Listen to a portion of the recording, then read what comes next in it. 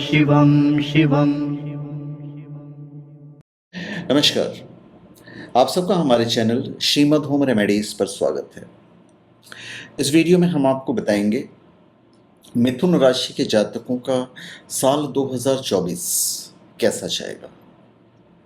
हम सब के मन में ये रहता है कि 2024 में हमारा पारिवारिक जीवन, हमारे फाइनेंशियल स्टेटस, शिक्षा, स्वास्थ्य, कैरियर, रिलेशनशिप, पारिवारिक जीवन कैसा जाएगा। तो ये सब चीज़ बताने के अलावा हम आपको बताएंगे कि आपको क्या करना चाहिए, क्या उपाय करने चाहिए, जिससे कि आपका 2024 बड़े हंसी खुशी के साथ निकल जाए। और आप कोई भी स्पिरिचुअल प्रोडक्ट ओमजा.com या shivago.com से प्राप्त कर सकते हैं, बिल्कुल जेन्युइन, ऑथेंटिक, लैब सर्टिफाइड और साथ में अभिमंत्रित भी यदि आप चाहें तो चलिए मिथुन राशि के जातक हम आपको बताते हैं कि भाई कैसा रहेगा। देखिए, साल भर शनि की तीसरी दृष्टि आपके आय भाव पर पड़ती रहेगी। इससे आपकी आय अच्छी होगी और सबसे खास बात यह है कि आप बचत करने के बारे में सोचेंगे। ज़्यादातर पैसा आपकी यात्राओं पर खर्च होगा। साल की शुरुआत में गुरु आपको बेहद आगे बढ़ने की संभावनाएं दे रहे हैं, तो नौकरी में उन्नति, हायर एजुकेशन के चांस, लव लाइफ में बैलेंस, ये सभी आपको मई तक आसानी से प्राप्त होगा। इसके बाद आपको इन चीज़ों के लिए थोड़ा सा स्ट्रगल करना होगा। कैरियर के मामले में ज़्यादा बड़े निर्णय नहीं लेने के लिए मैं आग्रह कर रहा हूँ। एकदम से गुस्से में आकर कोई नौकरी नहीं छोड़नी है। कार्यस्थल पर कुछ दिक्कतें ज़रूर आ सकती हैं, लेकिन आपके तेज दिमाग से आप इसे आसानी से हल कर लेंगे। केतु के इस साल चतुर्थ भाव में रहने से आपको ज़मीन से जुड़े कोई काम या पैतृक संपत्ति के लिए अचानक से कुछ यात्राएं करनी पड़ सकती है, तो इस दौरान आपको अपने माता पिता के स्वास्थ्य की चिंता भी रहेगी। पारिवारिक जीवन जो है आपका, वो वर्ष की शुरुआत में अच्छी रहेगी और घर में कुछ बदलाव लाए जाएंगे। सभी के बीच किसी बात को लेकर प्रसन्नता छाई रहेगी। जून जुलाई के महीने में धार्मिक यात्रा करने के भी संयोग हैं। सभी घर वालों के साथ आपको मिलेगा, जो भी साथ है घर वालों का मिलेगा ही, और प्रतिष्ठा में भी वृद्धि होगी। वर्ष के अंत में कोई नई खुशखबरी परिवार में आ सकती है, चाहे वो किसी सदस्य की नौकरी लगना हो या किसी नन्हे मेहमान के घर में आना या कुछ और। तो कुल मिला के यह वर्ष आपके पारिवारिक जीवन के लिए आनंदमय रहेगा, अच्छा रहेगा। विदेश यात्रा के भी भरपूर मौके मिलेंगे। अगर आप विदेश जाना चाहते हैं तो ये समझ लीजिए कि इस साल आपकी ये इच्छा पूरी हो जाएगी। ओवरसीज बिजनेस में आपको लाभ मिलेगा। बिजनेस कनेक्शन से आपके जीवन में खुशहाली आएगी और इनकम बढ़ेगी। मिथुन राशि के जातक, पारिवारिक जीवन में कुछ अशांति भी रहेगी, जिस पे आपको ध्यान देना है, क्योंकि परिवार के साथ आप समय कम बिता पाएंगे। दोस्त और दुश्मन दोनों से मुलाकात होगी। दोस्तों को सपोर्ट रहेगा और वे बड़ी से बड़ी मुसीबत से निकलने में आपकी मदद भी करेंगे। कैरियर का जहाँ तक सवाल है, जो 2024 का, तो कैरियर को लेके मैं यही कहूँगा कि एक एवरेज जो कहा जाता है, एक एवरेज साल रहेगा। यदि जॉब कर रहे हैं तो शायद आपका अपनी जॉब से मोह भंग हो जाए और आप अपनी फील्ड ही बदल डालें, तो चिंता करने की आवश्यकता नहीं है, क्योंकि भविष्य की दृष्टि से ये आपके लिए लाभदायक ही रहने वाला है। जो लोग पार्टनरशिप में बिजनेस कर रहे हैं, तो बिजनेस पार्टनर के सहयोग से आपका बिजनेस काफ़ी तेज गति से आगे बढ़ेगा और आपकी आय भी अच्छी होगी। आपने जितना सोचा भी नहीं होगा, उनसे बेहतर लाभ मिलेगा। आपकी योजनाएं सफल होगी। हर चीज़ सही निशाने पर बैठेगी, जिससे आप सफल होते चले जाएंगे। अपने बिजनेस और अपनी लाइफ में अगर आप स्टूडेंट हैं तो एजुकेशन में किसी एक्सपर्ट का आपको सहयोग भी मिल सकता है।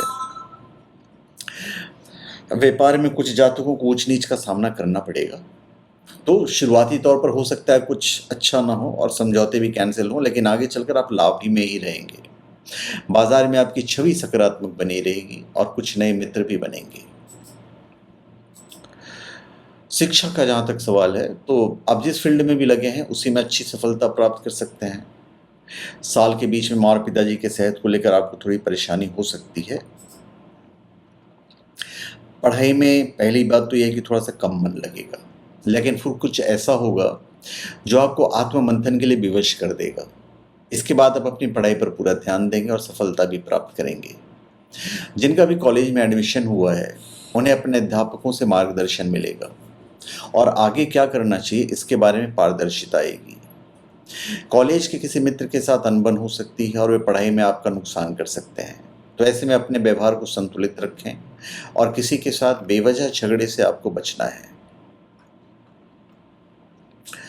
इस साल 2024 में मिथुन राशि के जातक वित्तीय प्रबंध की स्थिति जो है उसके बारे में बता दूं तो एकादश भाव में बृहस्पति महाराज उपस्थित रहेंगे और उनके ऊपर नवमेश शनि की दृष्टि होने से वित्तीय तौर पर आप मजबूत रहेंगे। धन को लेकर ज़्यादा चिंता नहीं करना पड़ेगा, क्योंकि आपके पास लगातार धन आता रहेगा और आपको अपने वित्त को संभालने की कोशिश इसलिए करनी पड़ेगी क्योंकि बीच बीच में आपके खर्चे अचानक से बढ़ जाएंगे। वे खर्चे किसी आवश्यक काम पर ना होकर बेवजह के हो सकते हैं।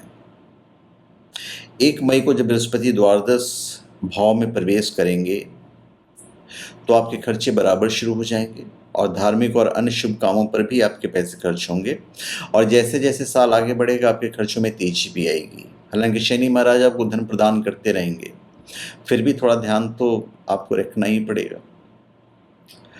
संतान पक्ष की बात करें तो यदि आप संतान प्राप्ति की इच्छा रखते हैं तो वर्ष के पूर्वार्ध इसके लिए अनुकूल रहेगा।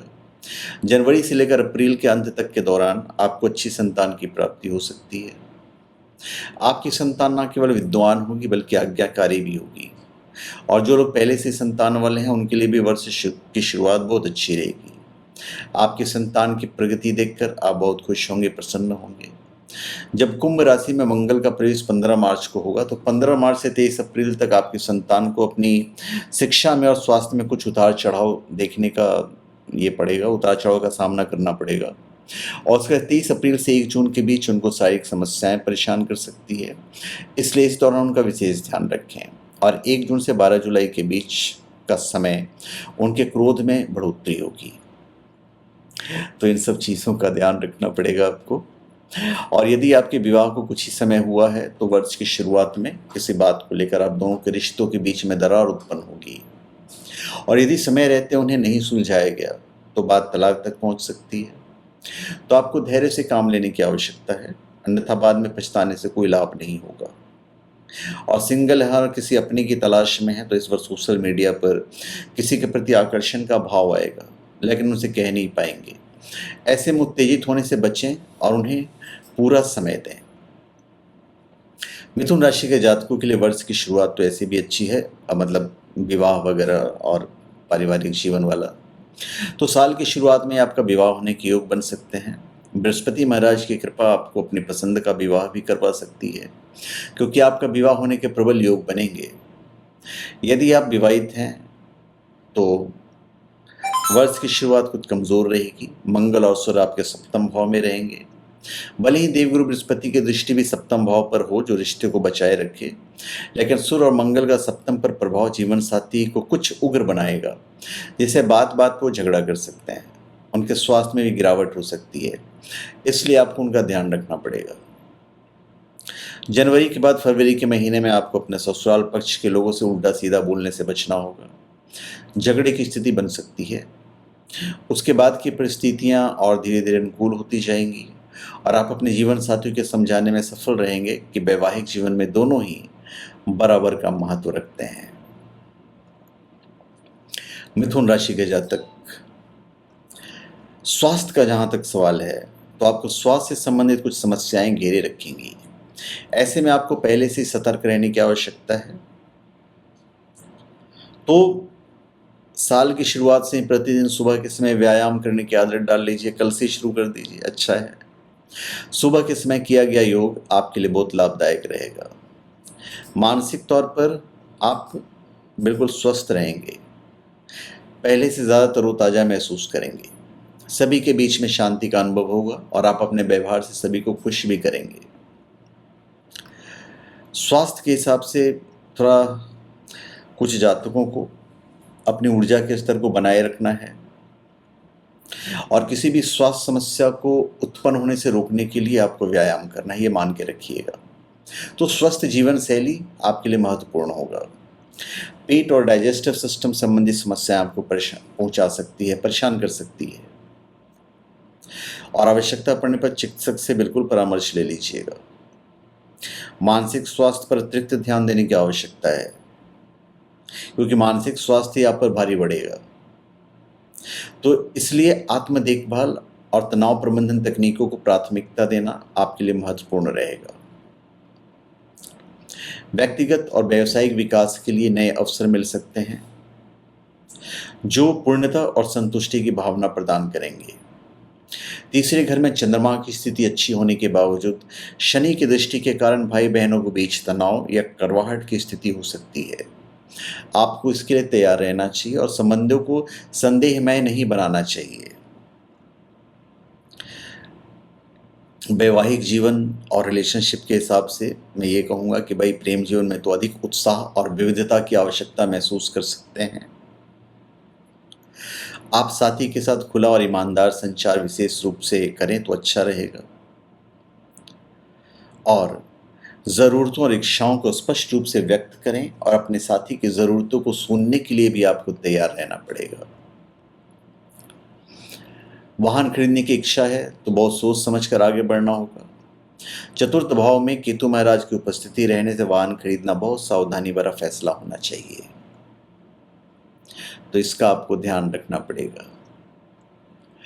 और स्वास्थ्य के लिहाज से ये भी ध्यान रखिएगा कि जो भी प्रॉब्लम होगा वो अगस्त मई से पहले होगा। मई से लेकर अगस्त के बीच स्वास्थ्य में अच्छा सुधार रहेगा आपके लिए। अब हम उपाय बताते हैं। भाई राहु केतु की शांति करवाते रहें और कैरियर में लाभ पाएं। विष्णु पूजा, लक्ष्मी पूजा या गुरु पूजा में ध्यान दें, उससे आर्थिक उन्नति के रास्ते खुलेंगे। शनि देव की पूजा किसी तीर्थ स्थल पर करवाते रहें, इससे भाग्य आपके पक्ष में होगा। प्रतिदिन यदि से विष्णु सहस्त्रनाम स्तोत्र का पाठ करें तो बहुत अच्छा रहेगा। राहु और केतु के दुष्प्रभाव से बचने के लिए आपको घर में यथासंभव श्री चंडी पाठ करवाना चाहिए। आर्थिक चुनौतियों को दूर करने के लिए मंगलवार के दिन अनार का पौधा लगाएं और किसी भी तरह के कष्ट को दूर करने के लिए श्री गजेंद्र मोक्ष स्तोत्र का पाठ करें। अब हम आपको बताते हैं कि भाई आपका जो शुभ रंग है वो क्या है। तो भाई संतरा आपका शुभ रंग है, संतरा कलर जो है, और आपके लिए लकी नंबर होगा 8। कुछ बातों का और ध्यान रखिए तो अच्छा रहेगा। हर मंगलवार सुबह के समय हनुमान चालीसा का पाठ अवश्य करें या हनुमान मंदिरों पर आएं। इससे आप पर या आपके परिवार पर आया किसी प्रकार का संकट दूर होगा और हमेशा सुख शांति बनी रहेगी। और घर के बाहर गाय और कुत्तों को प्रतिदिन भोजन अवश्य कराएं यदि संभव हो तो, और निर्धनों की यथोचित सहायता करें। भूखे को भोजन अवश्य करवाइए। तो धन्यवाद, आप सबका हमारे चैनल पर स्वागत है। आप हमारे चैनल पर सब्सक्राइब करें और अपने कमेंट दीजिए। धन्यवाद।